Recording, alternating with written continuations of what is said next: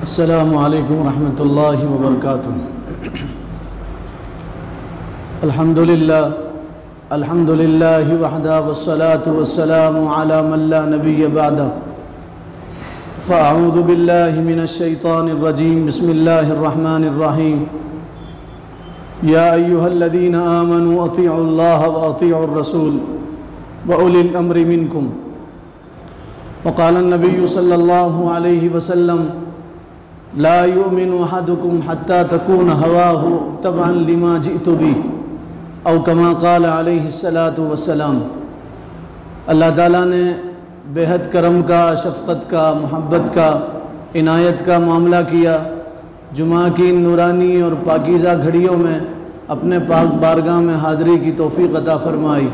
دعا کیجیے اللہ تعالیٰ ہم سب کے حاضر ہونے کو، جمع ہونے کو، جڑنے کو، مل بیٹھنے کو، سننے سنانے کو قبول فرما لے، اور دعا کیجیے اللہ اسلام پہ زندہ رکھے، ایمانی محنتوں میں لگائے رکھے، اور دعا کیجیے اللہ ہم سب کو اپنی رضا خوشنودی والی موت عطا کرے۔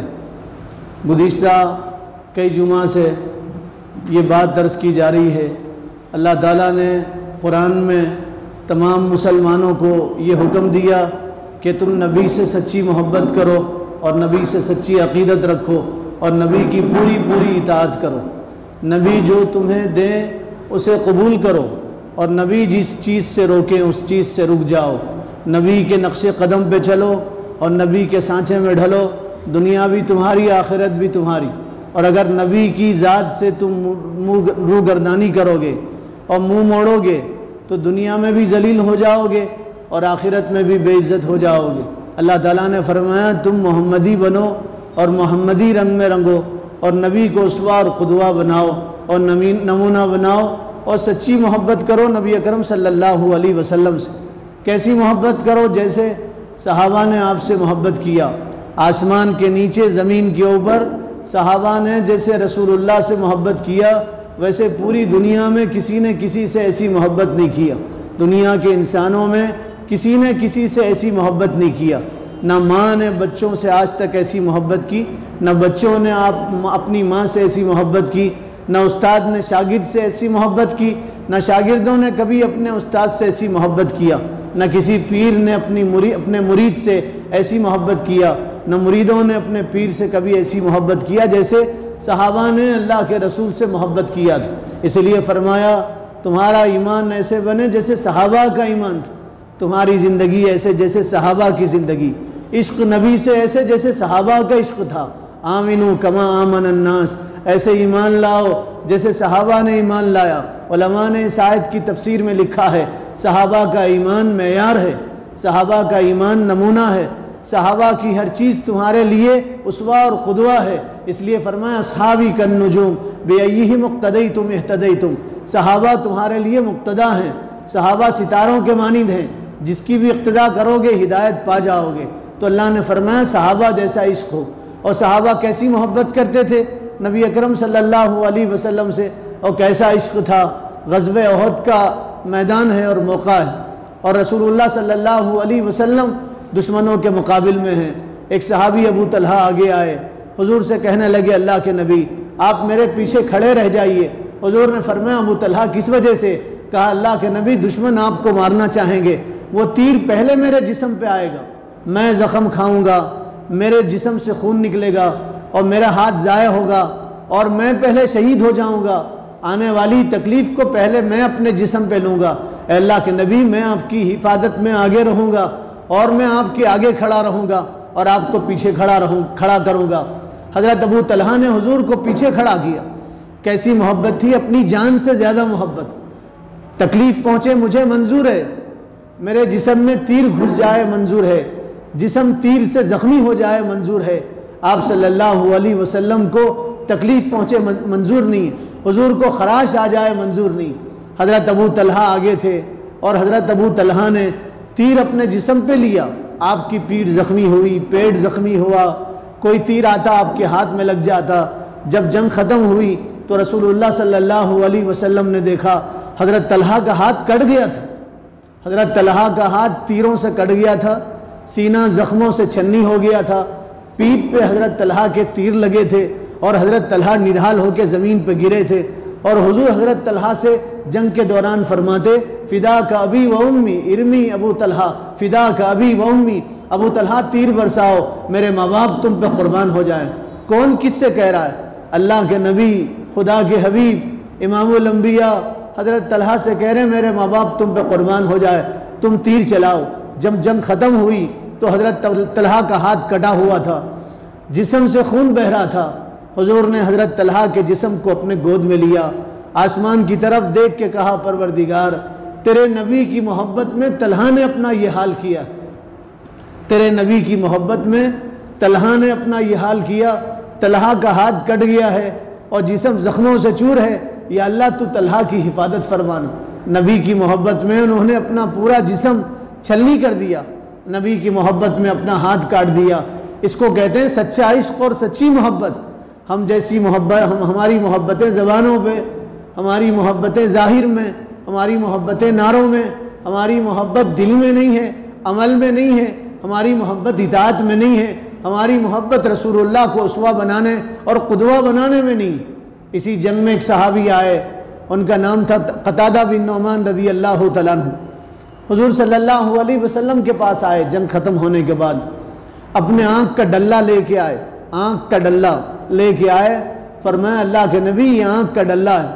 حضور نے دیکھا، شفیق نبی نے دیکھا، رؤوف رحیم نبی نے دیکھا، آپ جیسا شفیق دنیا میں کوئی نہ آیا نہ قیامت تک آئے گا۔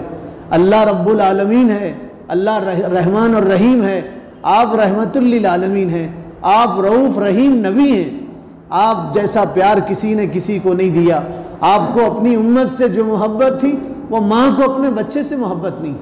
آپ ایک ایک امتی کے لیے اتنا تڑپے جتنا ماں اپنے بچے کے لیے نہیں تڑپتی، اور جتنا ماں اپنے بچے کے لیے بے قرار نہیں ہوتی، اتنا کائنات کے سردار اپنی ایک ایک امت کے لیے تڑپے اور اپنی ایک ایک امت کے لیے روئے ہیں اور بے قرار ہوئے ہیں۔ رسول اللہ نے جب دیکھا نعمان کے ہاتھ میں آنکھ کا ڈلہ ہے تو آپ رو پڑے، آپ کی ہچکیاں بن گئی۔ آپ نے کہا نعمان کیا بات ہے، تمہاری آنکھ نکل کے نیچے گر گئی ہے؟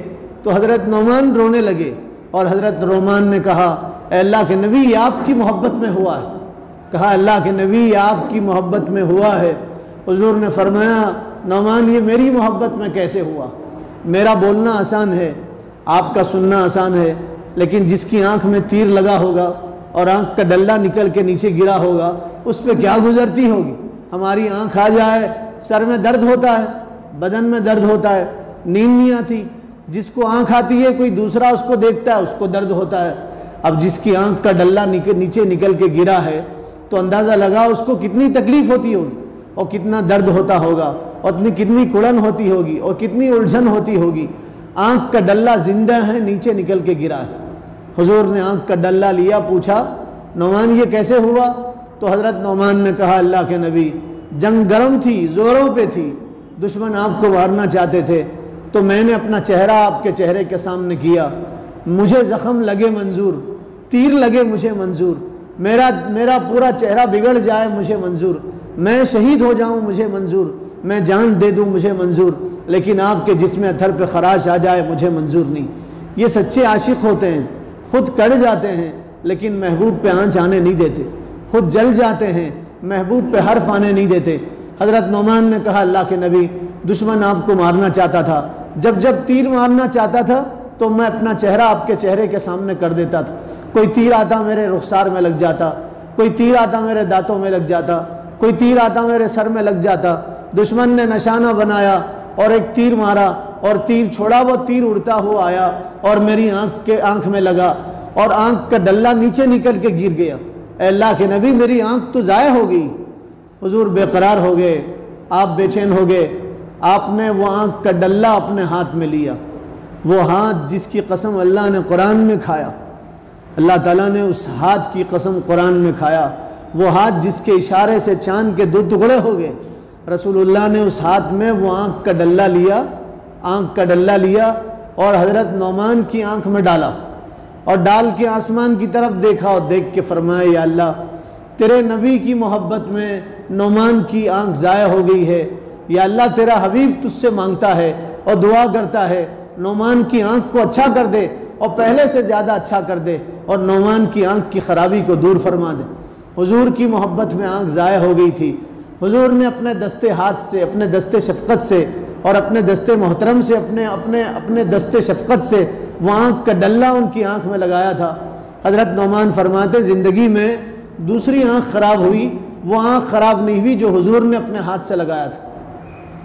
وہ آنکھ زندگی میں خراب نہیں ہوئی جو حضور نے اپنی آنکھ سے لگایا تھا۔ دوسری آنکھ خراب ہوگی، آپ جوانوں سے زیادہ تیز اس آنکھ سے دیکھتے تھے، ایسا محسوس ہوتا تھا کسی نے آج ہی ان کی آنکھ کو بنایا ہے، آج ہی ان کی آنکھ کو پیدا کیا گیا، دور تک دیکھتے تھے، ان کی آنکھ خراب نہیں ہوئی۔ تو نبی کی محبت میں انہوں نے اپنی آنکھ کو ضائع کیا، اس کو کہتے ہیں سچی محبت، سچا عشق۔ ابو دجانہ اسی جنگ میں تھے، ابو دجانہ رضی اللہ تعالیٰ عنہ۔ حضور نے دیکھا ان کے پورے جسم پہ تیر ہیں، فرمایا ابو دجانہ یہ تیر کیسے؟ حضرت ابو دجانہ نے کہا اللہ کے نبی آپ کی حفاظت میں اور آپ کی محبت میں یہ تیر لگے۔ حضور بے قرار ہو گئے، آپ نے ان کے سراپے کو، ان کے جسم کو گود میں لیا اور لے کے فرمایا یا اللہ ابو دجانہ کے جسم کو پہلے سے بہتر بنا دے اور ان کے جسم کو جنت میں ڈال دے۔ انہوں نے اپنے جسم کو تکلیف میں ڈالا نبی کی محبت میں، یا اللہ تو ان کے جسم کو جنت میں داخل فرما دے۔ کیسی محبت تھی میرے بھائیوں، اور کیسا عشق تھا۔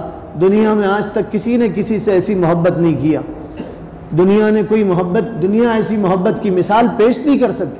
کیسی محبت تھی، جان سے زیادہ عزیز رسول اللہ تھا، کائنات کی ہر چیز سے زیادہ رسول اللہ صلی اللہ علیہ وسلم ان کو محبوب تھے، کائنات کی ہر چیز سے زیادہ۔ حضرت عثمان رضی اللہ تعالیٰ عنہ حضور کے داماد لگتے ہیں، حضرت عثمان رضی اللہ تعالیٰ عنہ۔ حضرت عثمان نے رسول اللہ صلی اللہ علیہ وسلم کی دعوت کیا۔ حضرت عثمان غنی تھے، غنی ان کا لقب تھا اور حضور نے ان کو لقب دیا تھا عثمان غنی کا۔ حضرت عثمان مالدار تھے، بہت دولت سے اللہ نے ان کو نوازا تھا۔ حضرت عثمان اپنی پوری دولت نبی کے اشارے پر خرچ کرتے تھے، حضور کا اشارہ ہوا پوری دولت لٹاتے تھے اور قربان کرتے تھے۔ حضرت عثمان حضور سے بے پناہ محبت کرتے تھے۔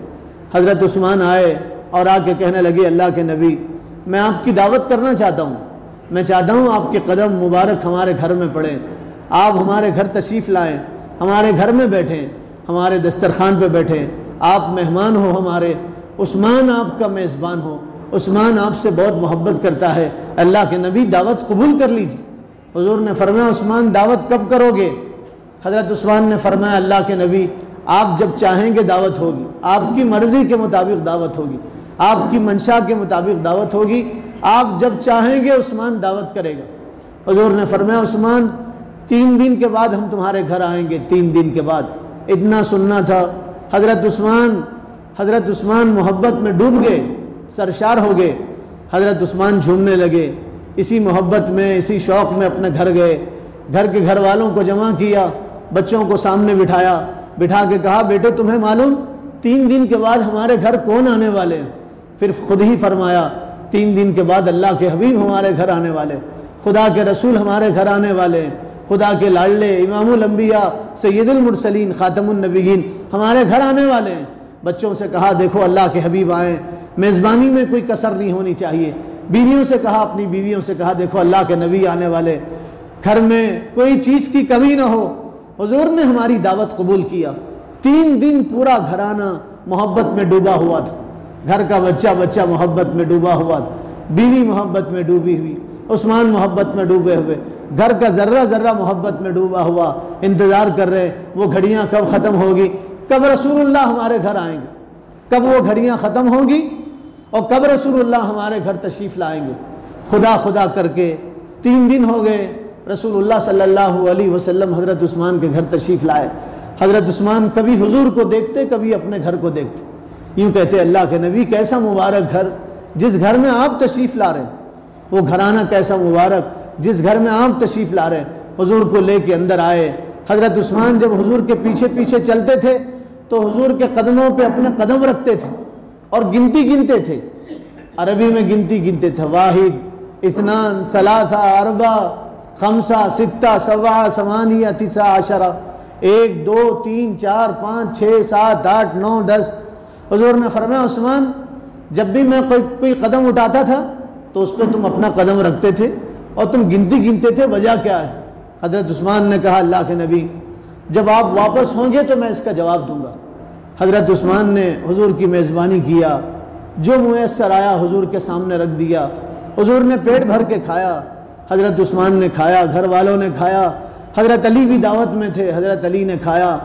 حضور جب حضرت عثمان کے گھر سے واپس جانے لگے پھر حضرت عثمان گنتی گننے لگے، اور جہاں رسول اللہ کا پیر پڑتا تھا وہاں حضرت عثمان اپنا پیر رکھتے تھے۔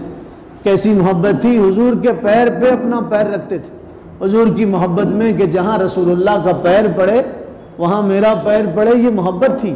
جس جگہ پہ حضور نے اپنا پیر رکھا اس جگہ میں اپنا پیر رکھوں، برکت کے لیے حضور کی جگہ پہ اپنا پیر رکھتے تھے۔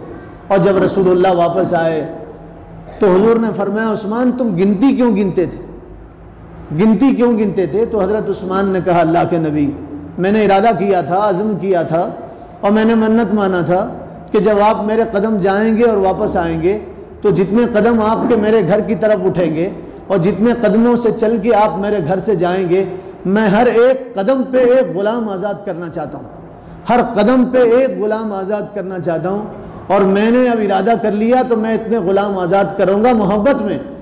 آپ کے جتنے قدم میرے گھر کی طرف اٹھے ہر قدم پہ میں ایک غلام آزاد کروں گا، اور آپ میرے گھر سے چل کے اپنے گھر آئے ہر قدم پہ میں ایک غلام آزاد کروں گا۔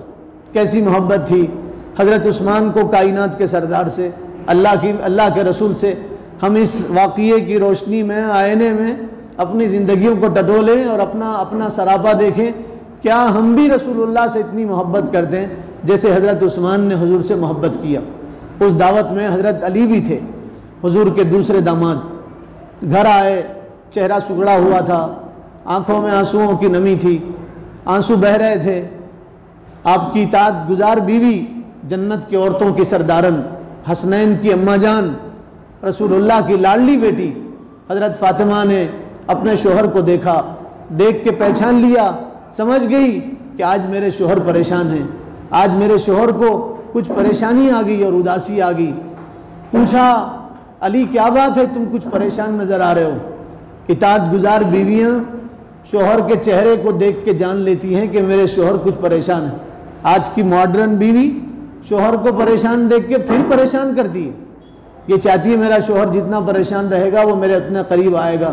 نہیں، شوہر کو جتنا تم سکھ دو گی وہ اتنا تمہارے قریب آئے گا، اور جتنا دکھ دو گی وہ شوہر تمہارے جسم سے تو قریب ہو سکتا ہے، دل سے قریب نہیں ہو سکتا، محبت سے قریب نہیں ہو سکتا۔ حضرت فاطمہ نے حضرت علی کو دیکھا، پہچان گئی کہ شوہر ناراض ہیں، غمگین ہیں، شوہر کو کچھ پریشانی لاحق ہو گئی ہے۔ پوچھا علی کیا ہو گیا؟ تو حضرت علی نے فرمایا نہیں فاطمہ، کہاں عثمان کہاں علی؟ تو حضرت فاطمہ نے کہا کیا عثمان سے جھگڑا ہو گیا، اور کیا عثمان سے لڑائی ہو گئی؟ کیا عثمان نے آپ کو کچھ کہا ہے؟ کیا عثمان سے بحث ہو گئی ہے؟ تم بار بار عثمان کا نام لے رہے ہو۔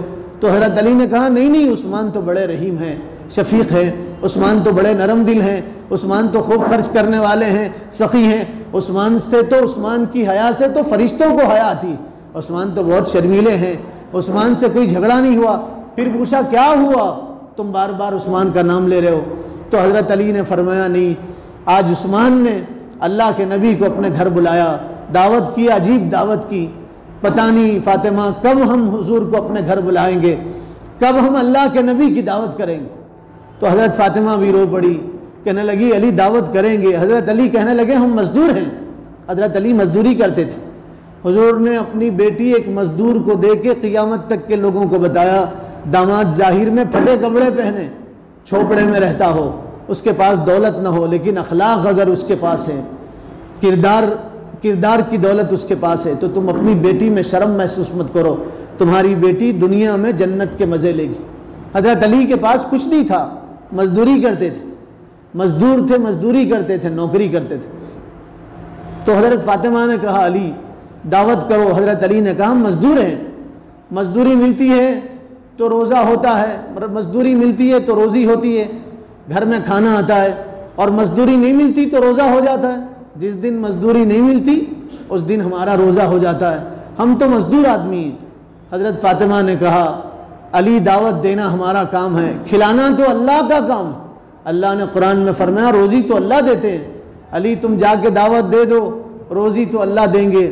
حضرت علی محبت میں گئے، رسول اللہ کے سامنے بیٹھے، شرماتے ہوئے کہنے لگے اللہ کے حبیب ہمارے گھر آپ کی دعوت ہے۔ حضور خوش ہو گئے، کہا کیا تمہاری دعوت ہے؟ کہا ہاں میں نے دعوت دیا، آپ کی لاڈلی بیٹی فاطمہ نے دعوت دیا۔ حضور خوش ہو گئے، کہا میری بیٹی کے پاس میری دعوت ہے، فاطمہ کے پاس میری دعوت ہے، میری لاڈلی بیٹی کے بیٹی کے پاس میری دعوت ہے۔ حضور خوش ہوئے، حضور نے مہلت نہیں دیا، وقت نہیں دیا، ٹائم نہیں دیا، ارشاد فرمایا کل ہی ہم اپنی بیٹی کے پاس آئیں گے، کل صبح ہم اپنی بیٹی کے پاس آئیں گے اور اپنی بیٹی کے گھر دعوت قبول کریں گے۔ حضرت علی کچھ حیران ہوئے، کچھ محبت میں دوڑ کے فاطمہ کے پاس آئے اور آ کے کہنے لگے کل ہی حضور نے دعوت قبول کیا، فاطمہ حضور کی دعوت کیسے کریں گے؟ حضرت فاطمہ نے کہا علی ہم نے اور تم نے اپنے بس کا کیا ہے، اللہ اپنی قدرت کا تماشا دکھلائیں گے، ہمارے بس میں تو دعوت دینا ہے، دعوت کرنا اللہ کے قبضے قدرت میں ہے، اللہ دعوت کریں گے۔ پھر حضرت علی نے کہا فاطمہ آج میں مزدوری دیکھتا ہوں، کہیں مزدوری ملے گی، مزدوری کروں گا اسی سے نبی کی دعوت کریں گے۔ حضرت علی گئے ایک یہودی کے باغ میں، یہودی سے کہنے لگے مزدوری کرنا چاہتا ہوں اور تم مجھ سے مزدوری لے لے، کام لے لے۔ یہودی نے کہا میرے پاس کوئی کام نہیں، چلے جاؤ۔ حضرت علی نا امید ہو گئے، شام گھر واپس آئے، آ کے حضرت فاطمہ سے کہنے لگے فاطمہ یہودی کے پاس بھی کوئی مزدوری نہیں ہے، میں واپس آ گیا ہوں، کل دعوت کیسے کریں گے؟ حضرت فاطمہ نے کہا علی روزی رساں تو اللہ ہے، ہم اللہ کے سامنے دوپٹہ پھیلائیں گے، تم ہاتھ پھیلا دو، اپنی پیشانی زمین پہ رگڑو، اللہ سے دعا کرو، اللہ دعوت کریں گے۔ کیسا یقین تھا ایک عورت کا، نبی کی بیٹی کا، نبی زادی کا، صاحبزادی کا کیسے یقین تھا ہماری دعا پہ اللہ دعوت کریں گے، ہم ہاتھ اٹھائیں گے اللہ تعالیٰ روزی عطا فرمائیں گے۔ صبح ہوئی، رسول اللہ گھر تشریف لائے، دروازہ بجایا، لاڈلی بیٹی نے دروازہ کھولا، اپنے باپ کو دیکھ کے حضرت فاطمہ خوش ہو گئی، باپ نے بیٹی کو دیکھا، دونوں خوش ہو گئے۔ حضور ایک جگہ بیٹھ گئے، حضرت فاطمہ ڈرنے لگی، علی ڈرنے لگے۔ حضرت فاطمہ نے اللہ کا نام لیا، ہانڈی اٹھائی، اس میں پانی ڈالا، اس کو آگ پہ چڑھا دیا، چولہے پہ چڑھا دیا، اور پھر علی سے کہا علی سجدہ کرو، اللہ سے دعا کرو۔ ایک کونے میں دوپٹہ پھیلا کے بیٹھ گئی، کہنے لگی پروردگار ہم نے تو اپنا کیا ہے، ہم تو ضعیف ہیں، کمزور ہیں، ہمارے بس میں کچھ نہیں ہے، تیرے قبضے قدرت میں سب کچھ ہے، یا اللہ ہم نے تو حضور کو بلایا ہے، اب حضور کو کھلانا، حضور کا پیٹ بھرنا یہ تیرے قبضے قدرت میں، یا اللہ تو چیونٹیوں کو روزی دیتا ہے، بلوں میں چیونٹیوں کو روزی دیتا ہے، مچھلیوں کو روزی دیتا ہے، جنگلوں میں درندوں کو روزی دیتا ہے، یا اللہ بچے کو ماں کے پیٹ میں تو روزی دیتا ہے، کوے کے بچوں کو ان کے گھونسلوں میں روزی تو دیتا ہے، یا اللہ تو ہمیں بھی روزی عطا فرما، نبی کے سامنے رسوا مت فرما، ذلیل مت فرما، نبی کے سامنے بے عزتی ہوگی، یا اللہ خود ہمیں بھی کھلا دے، نبی کو بھی کھلا دے۔ دونوں دعا میں لگے۔ حضور نے فرمایا بیٹی کیا بات ہے، بہت دیر ہو گئی ہے، کھانا پیش نہیں کر رہے ہو؟ حضرت فاطمہ نے کہا اباجان کچھ دیر میں آ جائے گا۔ پھر دونوں دعا کرنے لگے۔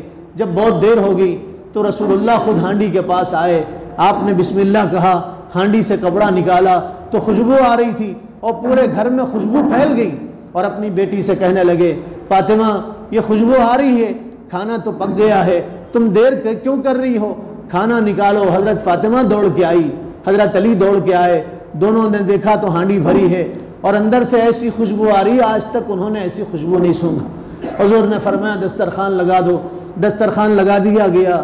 رسول اللہ نے کھایا تو مزیدار کھانا تھا، حضرت علی نے چکھا تو ایسا لذیذ کھانا آج تک نہیں کھایا۔ حضرت فاطمہ کھانا کھاتی رہ گئی اور سر دھنتی رہ گئی، اور حضرت فاطمہ نے اپنے بیٹوں کو کھلایا اور بیٹے مزے سے کھانے لگے۔ چاروں پانچوں نے کھانا کھایا، اور جب حضور شکم سیر ہو گئے اور رسول اللہ صلی اللہ علیہ وسلم جانے لگے تو حضور پلٹ کے آئے اور حضرت علی سے پوچھا علی جانتے ہو کھانا کہاں سے آیا تھا اور تم نے کہاں کا کھانا کھایا؟ حضرت علی خاموش ہو گئے۔ فاطمہ سے پوچھا بیٹی تم نے ہانڈی پہ کیا چڑھایا تھا؟ تو بیٹی بھی خاموش ہو گئی، کوئی جواب نہیں دیتی۔ حضور نے مسکرا کے فرمایا علی اور فاطمہ سے دیکھو تمہاری محبت میں اور نبی کی محبت میں تم نے ہانڈی خالی چڑھایا تھا اور اللہ سے دعا کیا تھا، نبی کی محبت میں اور اللہ سے دعا میں اللہ تعالیٰ نے تمہیں اور ہمیں جنت کا کھانا کھلایا ہے، جنت کی نہروں کا کھانا کھلایا ہے۔ یہ جنت کا کھانا تھا جو نبی کی محبت میں تم نے اللہ سے مانگا تھا، اللہ نے آسمان سے بھیجا ہے۔ کیسی محبت تھی حضرت علی کو حضور سے، اور بیٹی کو اپنے باپ سے، ابا جان سے کیسی محبت تھی، کتنا تعلق تھا، کیسا رشتہ تھا، رگ و ریشے میں محبت تھی. اپنی جان سے زیادہ عزیز حضور تھے ان کو، اپنی جان سے زیادہ حضور ان کو پیارے تھے. کیسی محبت تھی. حضور گھر سے باہر چلے گئے. حضرت علی نے فاطمہ سے کہا فاطمہ دعوت تو ادھوری رہ گئی، عثمان کی دعوت تو پوری تھی. عثمان کی دعوت میں رسول اللہ تشریف لائے تھے تو ہر قدم پہ عثمان نے غلام کو آزاد کیا تھا. ہم تو غریب ہیں، غلام کو آزاد نہیں کر سکے، دعوت ہماری ادھوری رہ گئی، ہم عثمان کی برابری نہیں کر سکتے.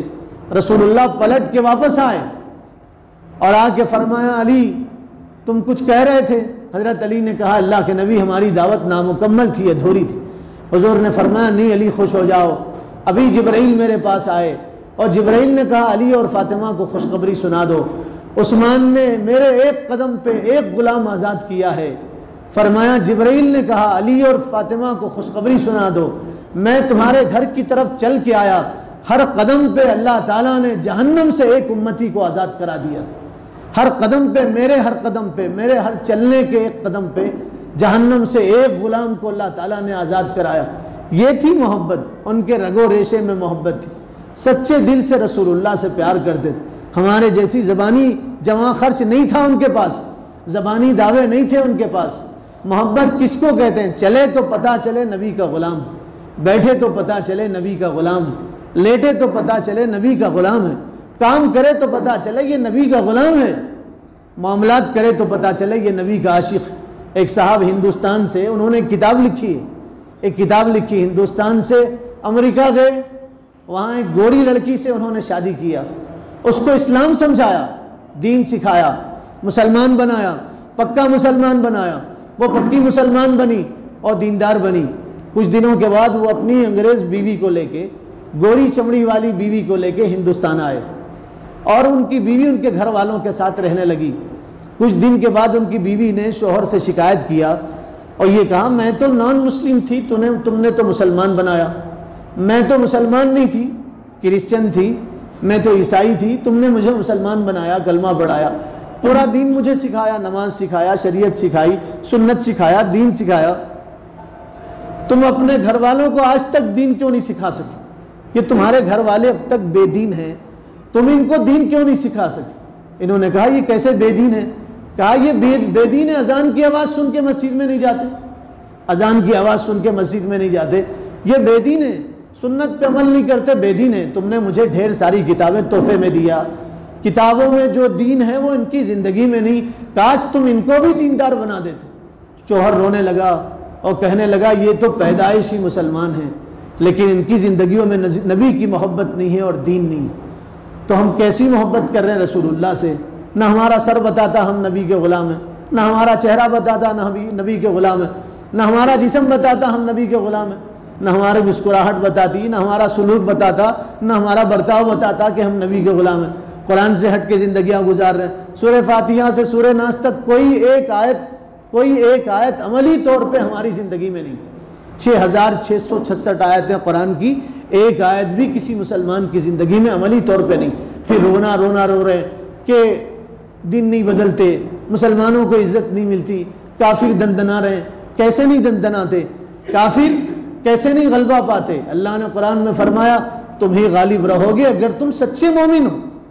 تم نبی سے سچا عشق کرو، اللہ تمہیں غلبہ عطا کریں گے، تمہیں دنیا میں غلبہ عطا کریں گے، فتح تمہاری ہوگی، دنیا تمہارے قدم چومے گی، پوری دنیا تمہارے قدموں میں ڈھیر کر دی جائے گی اگر تم سچے مومن بنو اور نبی کے سچے عاشق بنو. عشق کس کو کہتے ہیں؟ محبت کس کو کہتے ہیں؟ محبت سیکھو حضرت بلال سے، محبت سیکھو حضرت بلال سے. وہ تھے صحابی رسول لیکن وہ عاشق رسول سے جانے جاتے ہیں. حضرت بلال صحابی رسول تھے، عاشق رسول سے جانے جاتے ہیں حضرت بلال. مختصر قصہ سنا کے بعد ختم کر دوں حضرت بلال کا. حضرت بلال سے کسی نے پوچھا بلال تم نے پہلی مرتبہ رسول اللہ کو کب دیکھا؟ تو حضرت بلال نے کہا میں ابو جہل کا غلام تھا، ابو جہل روزانہ رات میں مارتا تھا، ہم سے جو پسواتا تھا، پوری رات ہم چکی پیستے تھے، دن بھر وہ ہم سے کام لیتا تھا. ایک مرتبہ مجھے سرد بخار تھا، زیادہ بخار تھا، سردی کا موسم تھا، پورا بدن تپ رہا تھا، میں لحاف اوڑھ کے سو گیا تھا. میرا آقا میرے پاس آیا ابو جہل، وہ کوڑا لے کے مارنے لگا. اور کہنے لگا سوتا ہے، کام کون کرے گا، اٹھ اور کام کر، اور میرے آقا نے اور میرے مالک نے مجھے جو دیا اور کہا صبح ہونے تک یہ جو تجھے پیسنا پڑے گا۔ بخار میں تپ رہا تھا، بدن میرا کانپ رہا تھا، اور سردی میں، اور میرے مالک نے لحاف بھی چھین لیا، میں کھلے آسمان کے نیچے بیٹھا تھا، میں پریشان تھا۔ اتنے میں ایک نورانی چہرے والے صاحب آئے، آ کے کہنے لگے وہ تمہیں کیا ہو گیا، تمہارا بدن کانپ رہا؟ پھر میرا ہاتھ اپنے ہاتھ میں لیا اور رو کے کہنے لگے تمہارے بدن میں تو بخار ہے۔ تو میں نے کہا جاؤ اپنا کام کرو، یہاں تو محبت جتانے والے بہت آتے ہیں لیکن کوئی ہمدردی کرنے والا نہیں آتا، کوئی ساتھ دینے والا نہیں آتا۔ رسول اللہ وہاں سے چلے گئے، کچھ دیر کے بعد آئے تو آپ کے ہاتھ میں گرم دودھ کا پیالہ تھا اور کھجوریں تھیں۔ کہا بلال یہ کھا لو اور دودھ پی لو۔ کہا میں دودھ پی کے سو جاؤں گا، کام کون کرے گا؟ کہا تم سو جاؤ، جو تمہارے میں پیسوں گا۔ سو گئے بلال۔ حضور نے صبح تک پورے جو پیسے حضرت بلال۔ 3 دن حضور نے حضرت بلال کے ساتھ یہی کیا۔ 3 دن کے بعد بلال نے پوچھا تم کون ہو؟